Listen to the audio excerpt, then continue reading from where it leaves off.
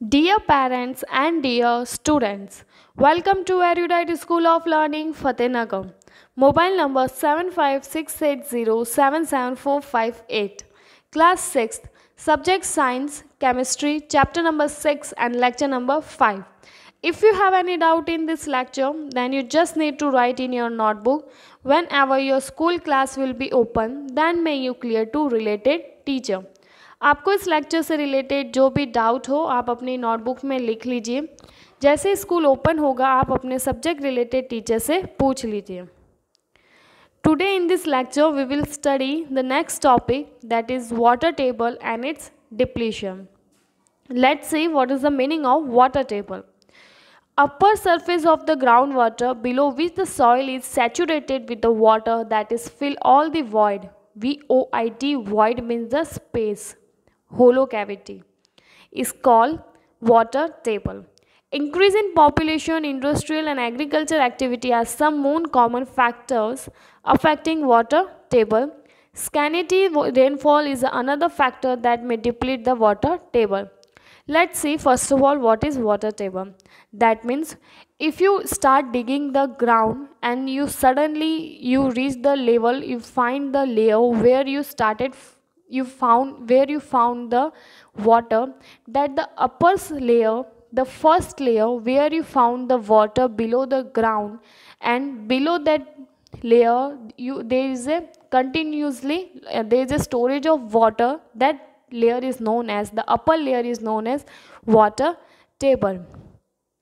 Water table का मतलब क्या होता है, जैसा आप समझो कि आपने किसी जगह क्या किया, खोदना शुरू किया, एक ग्राउंड में पर्टिकुलर एक एरिया में खोदना शुरू किया, और आप खोदते खोदते आपने कुछ मीटर की दूरी पे आपने देखा कि आपको सडनली क्या नज़र आ रहा है, पानी नज़र आ रहा है. और आपने जब और ज़्यादा और आगे खोदना शुरू किया तो आपको क्या नज़र आया, बहुत सारा पानी मीन्स अंडरग्राउंड वाटर नज़र आने लगा.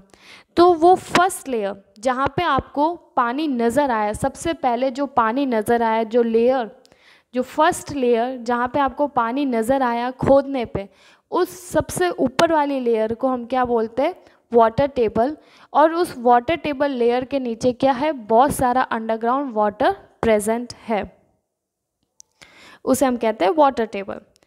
Increase in population, that means increase in number of people and factories and industry, and increase in the agriculture activity, that means increase in population also increase the need of the food, and need of the food means more agriculture's activity, increases the uses of water, decreasing the level of the underground water, and also the less rainfall is the major factor of the depleting of the underground water level.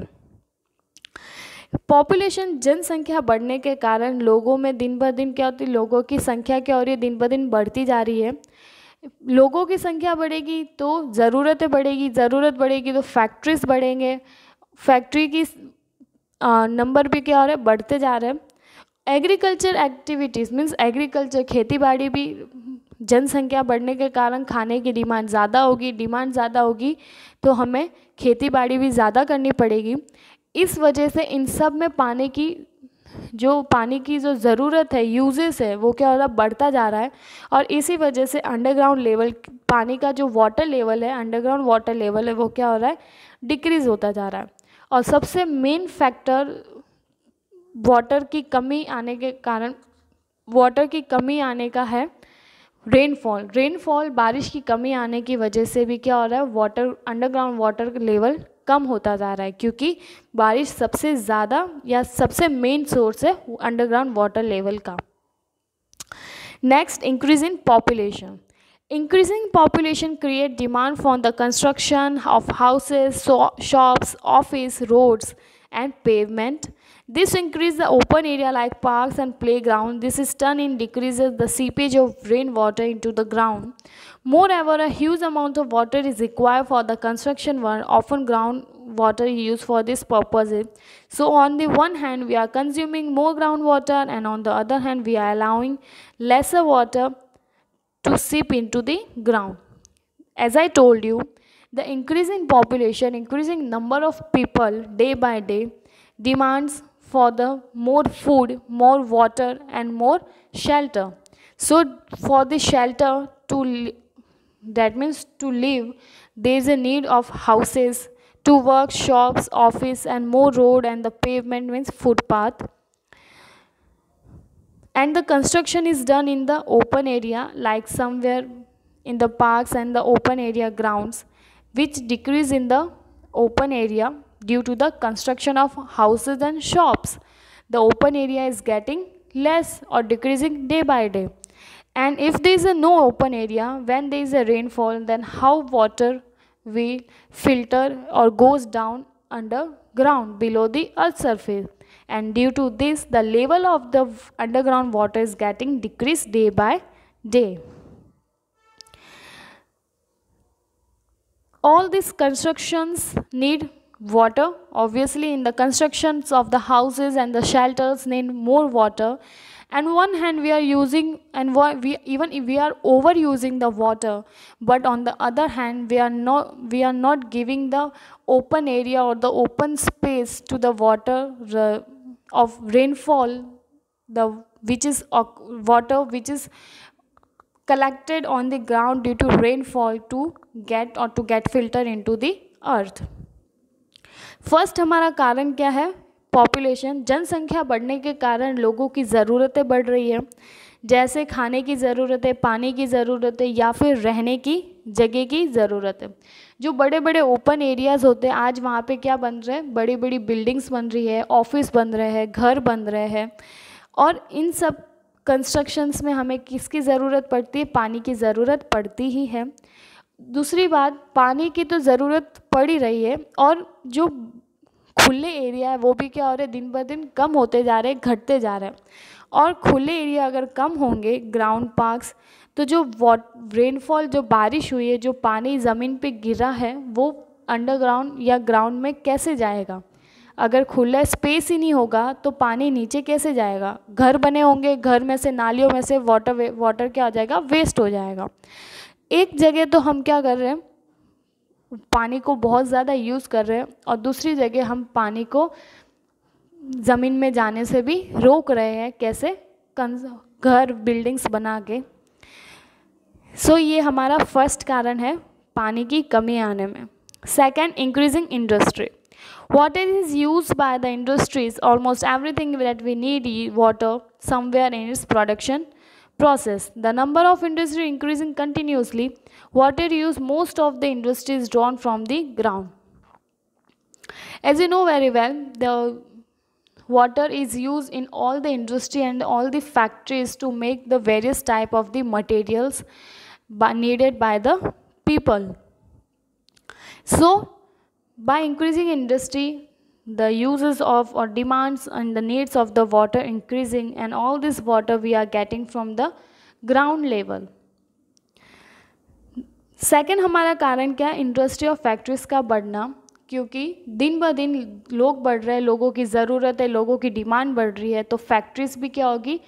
बढ़ेगी. Factories के number भी क्या होंगे? बढ़ेंगे. जितनी ज़्यादा factory होगी उतनी ज़्यादा प्रोडक्शन होगा और उतनी ज़्यादा पानी का यूज़ होगा. और ये सब पानी हम कहाँ से निकालते हैं?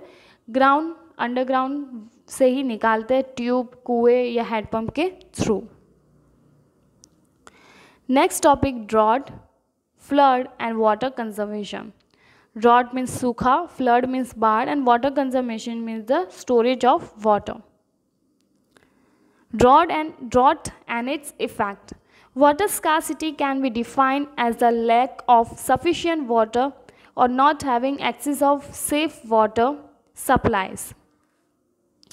Water scarcity, sometimes it doesn't rain for the long time, for the entire month, 2 months, the whole season, 2 year, etc. Abnormally long period of insufficient or no rainfall, it's called drought. The lack of food in a region for a long time is called famine. Water scarcity, there means availability of the water is low. That means so rare. That is known as the water scarcity. Lack of water, sufficient water means that we need enough in a day. That we need enough to maintain our livelihood, that is known as water scarcity. And also not having the safe water, that means pure water which can be used by the humans. Water scarcity का मतलब क्या होता है? पानी की कमी आना. पानी की कमी आने का मतलब हमें हमारी ज़रूरत के हिसाब से जो पानी की जो क्वांटिटी या जो अमाउंट चाहिए अपनी रोज़मर्रा ज़िंदगी को चलाने के लिए, उसमें क्या आना? कमी आना, या फिर हमें प्योर वाटर या साफ़ सुथरा पानी नहीं मिलना, उसे हम कहते हैं पानी की कमी. Sometimes at some place the rainfall is, there is no rainfall for the long time. Long time means not for 1 or 2 day, for 1 month, not even an entire year, like more than months, more than a whole year, or more than a 2 year. And if there is no rainfall for a long time, for an entire year, for a season, that period is known as the drought, because without rainfall there is no source of water, and due to the drought all things get affected, like the crops, agriculture, like industries. And when there is a scarcity in the food in a particular region, in a particular area, that we call famine. अगर किसी particular area और जगह पे बहुत लंबे time से, जैसे 2 महीने से रेनी सीज़न चल रहा है और 2 महीने से कंटिन्यू बारिश नहीं आ रही है, या 1 साल के लिए या 2 साल के लिए कंटिन्यू बारिश नहीं आना, और वहाँ पे पानी की कमी होना लंबे समय तक, 1 साल 2 साल के लिए, तो उसे क्या घोषित कर देती है सरकार? सूखा, या उसे हम क्या कहते हैं? ड्रॉट. ड्रॉट मीन्स सूखा. Like this you can see in the picture, this is the scene of the drought. ये एक ड्रॉट का सीन है. और कहीं पे अगर सूखा पड़ेगा, पानी की कमी होगी, तो एग्रीकल्चर भी नहीं होगा, खेती बाड़ी भी नहीं होगा, रोज़मर्रा की जो नॉर्मल ज़िंदगी है वो नहीं रहेगी. सारी चीज़ें क्या हो जाएगी? बदल जाएगी. और किसी पर्टिकुलर एरिया में लंबे समय तक खाने की कमी आना, उसे हम कहते हैं भूखमारी या famine. Now see what's are the effect of the drought. Drought के क्या दुष्प्रभाव हो सकते हैं? Drought causes plant and animals to wither away. That means if there is no water, there is no plants and there is no animals, because water is very essential for life, and all this will get die. That means wither का means होता है सूख जाना या मुरझा जाना. अगर किसी जगह पे लंबे समय से पानी नहीं है या सूखा पड़ा है, तो प्लांट्स भी क्या हो जाएंगे? सब जल जाएंगे, मर जाएंगे, और एनिमल्स भी पानी की कमी होने की वजह से, डिहाइड्रेट होने की वजह से मर जाएंगे. Crops cannot be grown and already sown crop fail to grow. If there is no supply of water, how will the crops will survive? How the plant will survive? And already sown crop will be die. अगर पानी नहीं होगा तो कैसे खेती बाड़ी होगी? और जो ऑलरेडी खेती बाड़ी या कहीं ऑलरेडी फसल बनी हुई है, अगर पानी कंटिन्यू सप्लाई नहीं होगा तो वो भी सब क्या हो जाएगी? ख़त्म हो जाएगी. Energy production is reduced, that means the production of the electricity will also reduce. पानी नहीं होगा तो इलेक्ट्रिसिटी कैसे जनरेट होगी? और इलेक्ट्रिसिटी की भी क्या आ जाएगी? कमी आ जाएगी या कम हो जाएगी.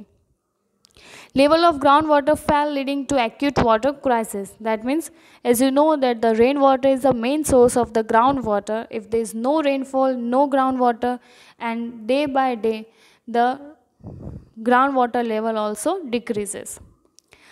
ग्राउंड अगर रेनफॉल या बारिश नहीं होगी लंबे समय से, तो ग्राउंड वाटर का लेवल भी क्या हो जाएगा? धीरे धीरे कम हो जाएगा. कम होने के कारण पानी की बहुत ज़्यादा क्या हो जाएगी? कमी आ जाएगी. Next, prices of all commodities go up. Commodity means the food items or the whatever the item we needed in our daily basis. The prices, they means if there is no supply and the demand is high, as you know, like let's take an example. If something in the market is something is low and the demand by the people is high, so the price of that item will be go on increasing. अगर बारिश नहीं होगी, पानी नहीं होगा, खेती बाड़ी नहीं होगी, चीज़ें आइटम्स नहीं होगी। और कोमोडिटीज़ का मतलब क्या होता है? सामान। सारे सामानों की प्राइस क्या हो जाएगी? बढ़ जाएगी। कैसे? अगर किसी मार्केट में सप्लाई कम है किसी आइटम की, तो जैसे गर्मियों का सीज़न जैसे स्टार्ट होता है, मैंगोज़ आने लग जाते हैं। स्टार्टिंग में मैंगोज़ का सप्लाई कम होता है, इस वजह से मैंगो की प्राइस बहुत ज़्यादा होती है। तो अगर मार्केट में कोई चीज़ कम है और लोगों के डिमांड ज़्यादा है, तो उसकी प्राइस क्या होती है? हमेशा ज़्यादा होती है। और ड्रॉट के कारण सारे सामानों की सप्लाई कम होगी, सप्लाई कम होगी तो प्राइस भी बढ़ जाएगी। Erosion of soil by the wind take place. Erosions we have learned in the 5th class last chapter. That means blowing or movement of the soil from one place to another is known as the soil erosion. If there is no plant, there is no conservation of soil and soil erosion will take place. Soil erosion भी क्या हो सकता है? किसके through? Wind erosion, हवा के through. सूखा पड़ेगा, सूखे पड़ने के कारण सारे प्लांट्स वगैरह मर जाएंगे। प्लांट्स ही नहीं होंगे तो सॉइल को कौन पकड़ के रखेगा? जो रूट्स होती है सॉइल की, प्लांट की, वो क्या करती है? सॉइल को बांधे रखती है। अगर प्लांट्स ही नहीं होंगे, तेज़ हवाएं चल रही होगी, सूखी हवाएं चल रही होगी, तो सॉइल भी एक जगह से दूसरी जगह आराम से उड़ के चली जाएगी। और एक जगह से दूसरी जगह सॉइल का उड़ के जाना, किसी भी कारण की वजह से जाना, उसे हम कहते हैं soil erosion. So this was the drought, and here we complete our lecture. Homework time. Class 6, subject science, chemistry, chapter 6 and lecture number 5. Word meaning wither means सूख जाना, commodities means सामान. Note: send your daily homework on the WhatsApp number 7568077458 before 9 o'clock in a good handwriting. Note: daily 9 बजे से पहले आपको अपना homework rough notebook में good hand writing में करके स्कूल के व्हाट्सएप नंबर 7568077458 पे सेंड करना है। Till then, thank you, have a nice day.